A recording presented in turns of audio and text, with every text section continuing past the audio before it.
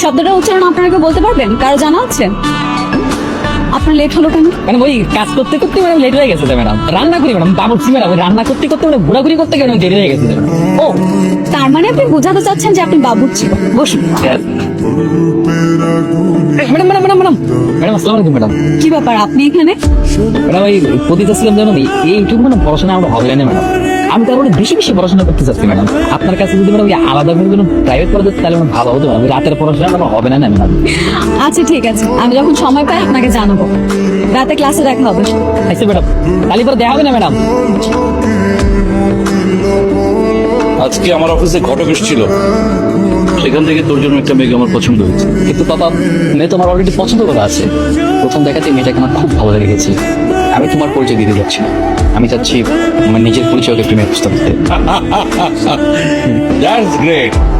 এবং আমার চ্যালেঞ্জ, আমার পছন্দ করা মেয়েকেই তোর পছন্দ। লেটস সি পাপা।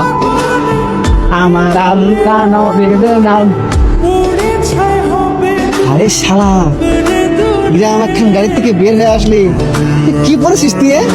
সালমান খানের মতো সাদা গেঞ্জি পড়েছিস ভিতরে, এ কাহিনী কি কত?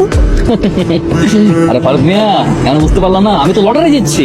কি করছিস তুই? লড়াই দিতেছিস? আমার আগে কষ্ট কিছু নেই। কোটি টাকা পাইছিস তুই? হবে 30-40 লাখ। 30-40 লাখ টাকা? ইয়ে তো মেলা টাকা। আচ্ছা, কালীপরে কে তুই ওই সেই ম্যাডামকে বিয়ে করবি তুই? ম্যাডাম বিয়ে করবো মানে? এই, আমি এত টাকা লটারি পাইছি কি ফুটপাতের ম্যাডামকে বিয়ে করার জন্য নাকি? হ্যাঁ, আমার জন্য তো বিয়ে করার জন্য এখন Barack Obama, Narendra Modi, Donald ট্রাম্পের মেয়ের প্রস্তাব আসা।